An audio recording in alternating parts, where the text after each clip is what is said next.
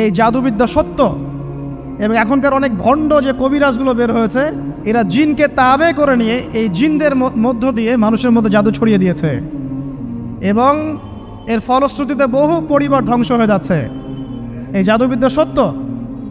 আরও একটা জিনিস সত্য, নবী সাল্লাল্লাহু আলাইহি ওয়াসাল্লাম বলেছেন ইন্না আইনাল হক, চোখের নজর সত্য। নবী করিম সাল্লাল্লাহু আলাইহি ওয়াসাল্লাম বলেছেন চোখের বদনজর সত্য। এই যে আমরা বলি ফেসবুকে এত বেশি ছবি দিয়েন না ভাই, ছবি তুলেন না, ছবি তুলেন না, বারবার যে বলি নিষেধ করি, কারণ কি জানেন? একটাই কারণ, বিকজ চোখ লাগাটা সত্য। মানুষের চোখ লাগে, এই কথা শুনলে অনেক মজুমদাররা হাসবে না?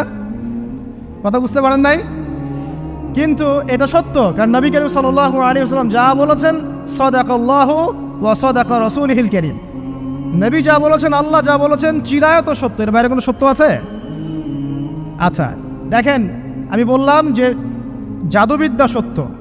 এই জাদুবিদ্যার চর্চা মানুষ করে, এখনও করে, এবং এই জাদু দিয়ে মানুষের ক্ষতি করার জন্য জিনের প্রয়োজন হয়, দুষ্ট জিন। এই জিনগুলোকে মানুষ তাবে করে মানুষের ক্ষতি করার চেষ্টা করে। দেখবেন এখন গ্রামে গঞ্জে শহরে সব জায়গায় ছড়িয়ে পড়েছে না? দেখবেন, খুব সতর্ক থাকবেন। আমি পরে সলিউশন বলছি আপনাদেরকে। আরেকটা বলেছি, নবী সাল্লাল্লাহু আলাইহি ওয়াসাল্লাম বলেছেন চোখের বদনজর এমন সত্য যে একটা উটকে এই রান্নার ডেকচির মধ্যে ঢুকাই ফেলতে পারে। আর একটা উট খুব সুন্দর, ভালো, আপনি দেখছেন মাশাআল্লাহ বলেন নাই, নজর লেগেছে, উটটা মারা গেছে, দেন তারপর তাকে জবাই করে খেয়ে ফেলতে হয়েছে। একজন সাহাবী গোসল করছিলেন, গোসল, এটা হাদিস সহিহ, এই আলেম ওলামা যারা আছেন তারা জানেন যে এই হাদিস সহিহ। একজন সাহাবী গোসল করছেন, তার গায়ের চামড়াটা খুব সুন্দর ছিল, একদম স্কিনটা অনেক সুন্দর থাকে না এমন কিছু মানুষ? আচ্ছা, এখন আরেকজন সাহাবী এই গোসল দেখছেন দূর থেকে, দেখে বলছেন যে কি চমৎকার তার শরীরের রংটা, যেন কুমারী নারীর মতো, অনেকটা এমন একটা কথা তিনি বলেছিলেন। সাথে সাথে এই সাহাবী অজ্ঞান হয়ে পড়ে গেছে। কোন সাহাবী? যিনি গোসল করছিলেন। এটার আপনি কোনো ব্যাখ্যা দিতে পারবেন না তো, এখানে কোনো সায়েন্স দিয়ে বা মেডিকেল সায়েন্স দিয়ে আপনি কোনো ব্যাখ্যা করতে পারবেন না। একটা ব্যাখ্যা দিতে পারেন, কিন্তু কেন সেটা হলো সেটা আপনি অ্যান্সার খুঁজে পাবেন না। তো নবী সাল্লাল্লাহু আলাইহি ওয়াসাল্লামের কাছে নিয়ে যাওয়া হলো তাকে। তিনি বললেন যে এই ব্যক্তির ব্যাপারে কি কেউ ভালো মন্দ কিছু বলেছিল?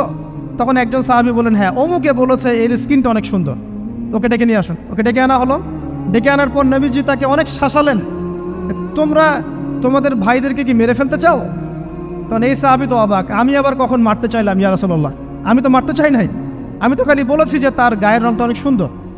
তখন তিনি বললেন কেন তুমি সুবহানাল্লাহ বললে না, কেন তুমি মাশাআল্লাহ বললে না? যখন মাশাআল্লাহ বলবেন, সুবহানাল্লাহ বলবেন, নজরটা লাগবে না। আর যখন আপনি মাশাআল্লাহ বলবেন না, সুবহানাল্লাহ বলবেন না, দেখবেন নজর লেগে গেছে। আপনি বিশ্বাস করেন ব্যবসা খুব ভালো চলছে, মানুষ বললো যে বাহ তোর তো ব্যবসা হেভি, লালে লাল শাহজালাল, ঠিক আছে, দেখবেন আপনার কেনা বেচা বন্ধ হয়ে গেছে। এরকম হবে, আমার কথাটা বিশ্বাস করেন। এটা কিন্তু সায়েন্স প্রমাণ করতে পারবে না, আল্লাহ এবং তার রাসূল বলেছেন, তার উপরে কোনো সত্য নেই। আছে সূরা কাহফ 29 নম্বর আয়াত পড়ে দেখেন, আল্লাহ পাক বলছেন ওয়াকুলিল হাক্কু মির রাব্বিকুম, সত্য সেটাই যা তোমার রবের পক্ষ থেকে আসে। ফামান শাআ ফালইউমিন, যার ইচ্ছা হয় বিশ্বাস করুক, ওয়ামান শাআ ফালইয়াকফুর, যার ইচ্ছা হয় সে অস্বীকার করুক। এই কারণে আমরা বলি ফেসবুকে এত বেশি ছবি দেওয়া, এই আই ওয়াশ করা, এই যে শোডাউন করা, হ্যাঁ, ইসলামের কিছু কাজ করলেন একদম মানুষকে না দেখাইতে পারলে ঘুম হচ্ছে না, এগুলো বন্ধ করেন, এগুলো বন্ধ করে দেন আল্লাহর ওয়াস্তে। অফলাইনে কাজ করেন, নিজেকে গোপন করার চেষ্টা করেন। যত বেশি মানুষের কাছে নিজেকে এক্সপোজ করবেন, কাজের বরকত কমে যাবে, কাজের বরকত কমে যাবে, চোখ লাগবে, নজর লাগবে। এবং চোখ লাগা বদ নজরে বহু আলেম আস্তে আস্তে মাঠ থেকে মাইনাস হয়ে গেছে না? যায় নাই?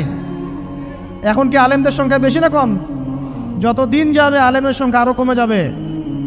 নবীজি বলেছেন আলেমদের সংখ্যা কমতে থাকবে, মানুষ জাহেলদেরকে আলেম বানিয়ে নেবে। তো প্রিয় ভাইরা, জাদুবিদ্যা সত্য, চোখের বদনজর সত্য, রাতের এই অনিষ্টগুলো সত্য, রাতের বেলা অনেক ক্ষতি আছে। এই জন্য নবীজি বলছেন বাচ্চাদেরকে বাইরে বের করো না, এবং তোমরাও রাত যখন গভীর হবে তখন এদিক ওদিক ঘোরাফেরা করো না। দেখবেন রাত যত গভীর হয় আমাদের শহরগুলো তত জীবিত হয়, তাই না? তাই না? রাত যত গভীর হচ্ছে শহর তত জীবিত হয়। চায়ের দোকানে আড্ডা বেশি, ওই সিনেমা দেখছে, টিভি দেখছে, ক্যারাম খেলছে, লুডো খেলছে, ঘুম নাই। ঘুম কখন? ফজরের আগে আগে। ফজরের নামাজ কিন্তু নাই, ফজরের ঠিক আগে আগে আবার ওই যে জোহরের নামাজের সঙ্গে উঠতেছে। এখন আমাকে বলেন এরকম জেনারেশনকে দিয়ে কি আসলে ইসলামের কোনো খেদমত হবে? আচ্ছা, নবীজি রাতের বেলা আর্লি ঘুমাতেন, আল্লাহ পাক আমাদের সবাইকে তাড়াতাড়ি ঘুমানোর তৌফিক দান করুন। হ্যাঁ, আপনি ইলম চর্চা করলে রাত জেগে থাকতে পারেন, আপনি যদি জ্ঞান চর্চা করেন রাত জাগতে পারেন, আপনি কোনো গবেষণা করছেন, নামাজ পড়ছেন বা কোরআন হিফজ করছেন, আপনি রাতের আর্লি উঠবেন, এটা আলাদা বিষয়। কিন্তু কমনভাবে আমাদের এই যে ফেসবুক, ইউটিউবিং ইত্যাদিতে আমরা লিপ্ত থাকি, সারা রাতটা কাটাই আড্ডাবাজি করে, এগুলো বন্ধ করতে হবে। এগুলো বন্ধ না করলে ফিজিক্যালি আমরা মানে সুস্বাস্থ্যের অধিকারী হতে পারবো না।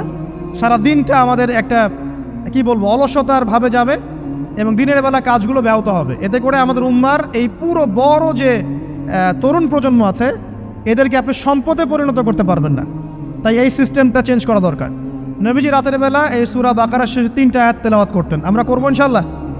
ইনশাআল্লাহ।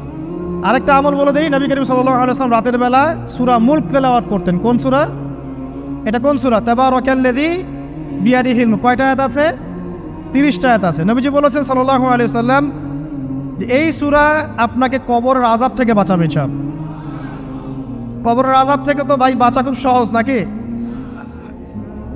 আমাদের মধ্যে এমন কেউ নাই, শোনেন, আমাদের মধ্যে এমন কেউ নাই আলেম জালেম মুফতি মুহাদ্দিস রাজনৈতিক নেতা পলিটিশিয়ান বিরোধী দল জাতি তারপরে যে সরকার দল যে আছে না কেন, কবরের শাস্তি ফেস করবেন এমন একটা মানুষ নাই, কেউ নাই পৃথিবীতে। এই যে আপনি দেখছেন ওই যে কি ইসরায়েলের প্রধানমন্ত্রী, ওই রাশিয়ার প্রধানমন্ত্রী, ওই চায়নার সভ্যতা, পশ্চিমা সভ্যতা, এমন কেউ নাই পৃথিবীতে এখন যাকে কবরের শাস্তি ভোগ করতে হবে না। আছে? সবচেয়ে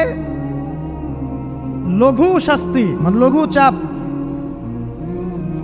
এটা বলতে গেলে আসলে আমি ভাষা হারায় ফেলি, তারপরে বলছি আল্লাহ পাক আমাদের সবাইকে হেফাজত করুন, আমিন।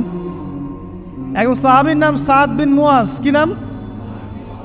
নবী করিম সাল্লাল্লাহু আলাইহি ওয়াসাল্লামের সাথে একদম ডান হাত হয়ে যুদ্ধ করেছেন দীর্ঘদিন।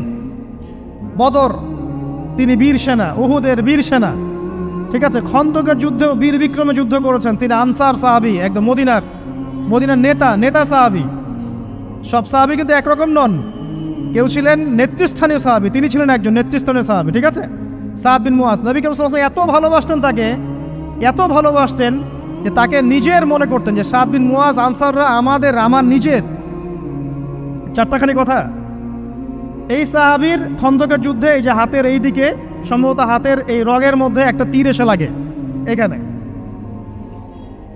এবং তীরটা তিনি বের করতে গিয়ে রক্তটা ছিঁড়ে যায়। এরপর ফিনকি দিয়ে রক্ত বের হওয়া শুরু হয়। চিকিৎসা করে করে রক্ত বন্ধ করা যায় নাই, এবং এই রক্তের প্রবাহিত রক্তেই আল্লাহর ইচ্ছায় তিনি শাহাদাত বরণ করেন, তিনি ইন্তেকাল করেন। নবী করিম সাল্লাল্লাহু আলাইহি ওয়াসাল্লাম প্রচণ্ড ব্যথিত হন, মানে মনটা তার খুব নরম হয়ে যায় সাদ বিন মুয়াজ রাদিয়াল্লাহু আনহুর জন্য। তো এই সাহাবীর যখন জানাজার নামাজ পড়ানো হচ্ছে, নবীজি বলছেন 70,000 ফেরেশতা তার নামাজে অংশ নিয়েছে।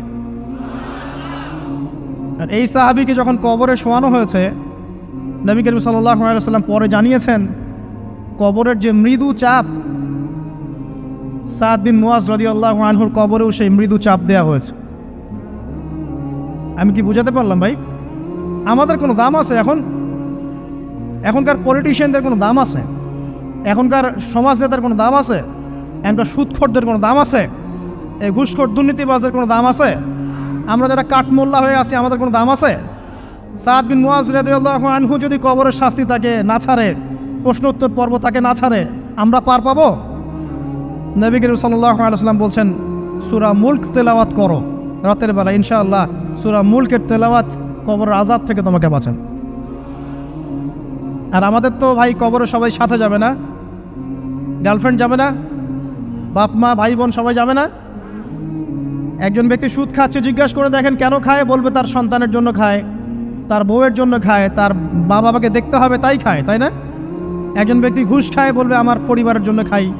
একজন দুর্নীতি করছে, পুকুর চুরি করছে, বলবে দুর্নীতি করছে আমার পরিবারের জন্য খাই, পরিবার ভালো থাকবে।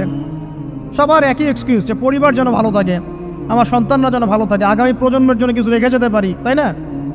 এরকম একটা মানুষও কি আপনার সাথে কবরে যাবে? আর এই বোকা মানুষ কেন বোঝে না যে আপনার কবরে আপনাকেই যেতে হবে? তাহলে আপনি কি কারণে অন্যের কারণে নিজের পরকাল নষ্ট করছেন? অন্যের সুখের জন্য আপনি আপনার পরকাল নষ্ট করছেন। সুদ খাচ্ছেন, দিব্যি মায়ের সাথে জেনা করছেন। আপনাদের এলাকায় নাকি সুদের সমস্যা অনেক বেশি। কয়েকটা হাদিস বলে দেই, আমি ওদেরকে আক্রমণ করতে আসি নাই, আমি শুধু তাদেরকে 3টা হাদিস শোনাতে এসেছি। 1 নম্বর হাদিস শোনেন। আল্লাহর নবী মুহাম্মদ সাল্লাল্লাহু আলাইহি ওয়াসাল্লাম বলেছেন, সুদের পাপের 73টা শাখা আছে। কয়টা? কোনো হাদিসে 70টাও আছে, কোনো হাদিসে 73টা আছে। বলছেন যে সবচেয়ে নিচের শাখাটা হচ্ছে, সুদের পাপের সবচেয়ে নিচের শাখা হচ্ছে যে যেন কোনো ব্যক্তি তার মাকে রেপ করলো, তার মাকে ধর্ষণ করলো। 1 দিরহাম যে ব্যক্তি সুদ খায়, সহিহ বুখারীতে আরেকটা হাদিস এসেছে, সে যেন 36টা মেয়েকে ধর্ষণ করলো। আর আমি একটা কথা বানায় বলছি না, যদি বিশ্বাস না হয় কওমি মাদ্রাসা আছে, আলেম ওলামা আছে, গিয়ে বুখারী খুলতে বলেন, পড়তে বলেন, তাহলে একবার পড়তে বলেন, দেখেন যদি না থাকে তাহলে আমাকে এর সাথে থাপ্পড় দিয়ে দেয়। যদি না থাকে হাদিস এটা, তাহলে আমার গালে একটা থাপ্পড় দিয়ে যায়। আর যদি থাকে তাহলে আল্লাহর রাস্তায় সুদ খাওয়া ছেড়ে দেন। কোনটা করবেন? চ্যালেঞ্জ করবেন? নবীজি বলেছেন, 1টা দিরহাম যে ব্যক্তি সুদ খায়, দিরহাম মানে কি? রৌপ্য মুদ্রা। এটা এখন দেখতে পারবেন না, জাদুঘরে আছে।